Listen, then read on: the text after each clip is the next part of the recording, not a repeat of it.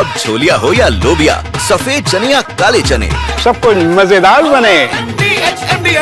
और वहीं इजराइल ने ईरान के केरमानशाह और तबरीज पर विध्वंसक प्रहार किया है। दावा है कि 35 मिसाइल डिपो और लॉन्च पैड्स को ध्वस्त कर दिया गया है इस हमले में। इजराइल और ईरान के बीच खूनी संघर्ष जारी है। दोनों सेना एक दूसरे के ठिकानों पर बारूदी हमले कर रहे हैं। इजराइल का दावा है कि पिछले 24 घंटों में ईरान को भारी नुकसान पहुंचाया गया है। इजरायली वायुसेना ने आज ईरान के कई महत्वपूर्ण ठिकानों पर बमबारी की है। इजराइल के हमलों में सबसे ज्यादा खुर्रमाबाद, केरमानशाह और तबरीज शहरों को नुकसान पहुंचा है। आईडीएफ ने ईरान के केरमानशाह और तबरीज में मौजूद सैन्य ठिकानों को निशाना बनाकर बारूदी हमला किया। आईडीएफ का दावा है कि 25 से अधिक युद्धक विमानों ने तबरीज और केरमानशाह पर अटैक किया है। दावा है कि 35 से अधिक मिसाइल डिपो और लॉन्च पैड पर हमला कर तबाह कर दिया गया है।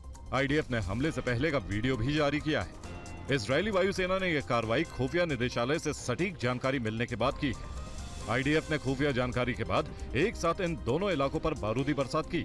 इजरायली वायुसेना ने ईरानी डिफेंस सिस्टम को चकमा देते हुए कार्रवाई को अंजाम दिया। इजराइल का दावा है कि इन हमलों के बाद केरमानशाह और तबरीज में भारी तबाही हुई।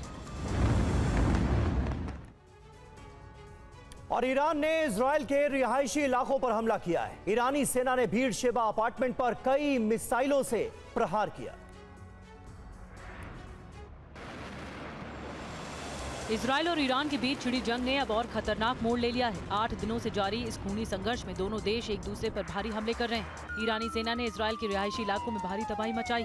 इजराइल के बीरशेबा अपार्टमेंट में ईरान ने बारूदी बौछार की है। ईरानी सेना ने इस अपार्टमेंट पर एक के बाद एक कई मिसाइलें दागी। मिसाइल अटैक के बाद बीरशेबा अपार्टमेंट के आसपास आग लग गई। यहाँ रह रहे लोगों में दहशत फैल गई। सड़क पर आग और धुएं का गुबार दिखा। लोग जान बचाने के लिए इधर उधर भागने लगे। इस हमले के बाद बीरशेबा में कई इमारतों को नुकसान हुआ है। मिसाइल अटैक के बाद अपार्टमेंट के अंदर भी तबाही मची है। आप तस्वीरों में देख सकते हैं कैसे ईरानी हमले के बाद अपार्टमेंट के आसपास धुएं का गुबार है। आग लगने के बाद इलाके में अफरा तफरी मची है। धमाके की खबर मिलते ही हमले वाली जगह एम्बुलेंस पहुंची और कुछ लोगों को बचाया गया, अस्पताल पहुंचाया गया। राहत और बचाव कार्य की टीमें मौके पर पहुंची है। ईरान की बैलिस्टिक मिसाइल के हमले के बाद बीरशेबा और आसपास के इलाकों में सायरन बज रहे हैं। यहाँ रहे लोगों को शेल्टर में रहने की हिदायत दी गई है। और ईरान ने बीरशेबा में मौजूद माइक्रोसॉफ्ट की इमारत को भी निशाना बनाया। ईरानी हमलों से काफी नुकसान की खबर है इस इलाके में। पहले अस्पताल पर हमले और अब रिहायशी इलाकों पर मिसाइल अटैक के बाद ईरान ने इजराइल को बता दिया है कि अब वो रुकने वाला नहीं है। ईरान के ताबड़तोड़ हमले से इजराइल को काफी नुकसान हो रहा है।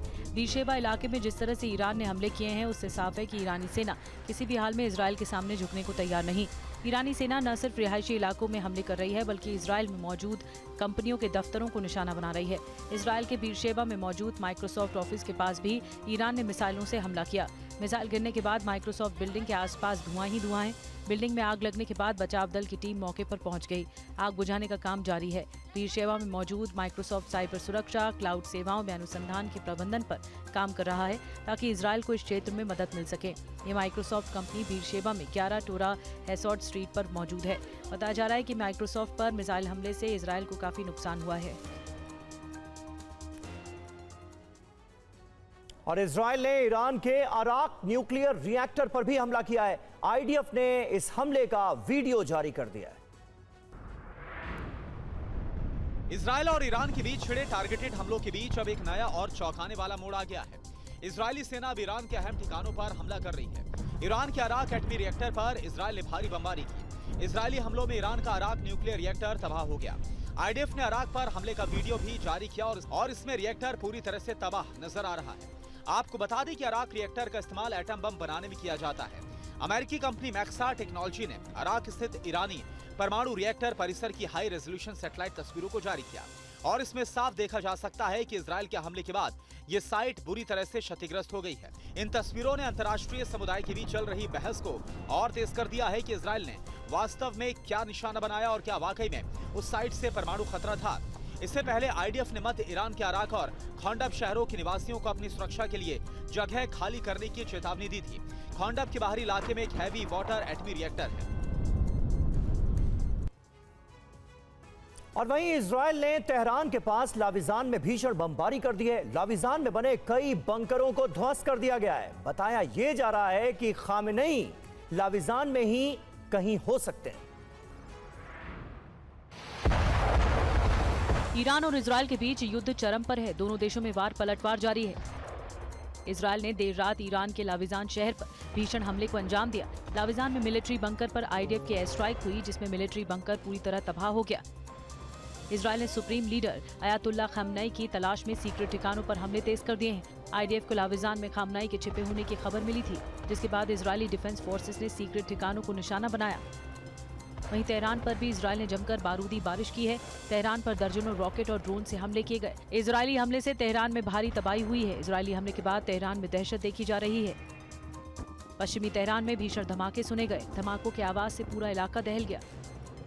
दूसरी ओर ईरान ने भी इजरायल पर हमले जारी रखे हैं। हाइफा पर ईरान का बहुत बड़ा हमला हुआ।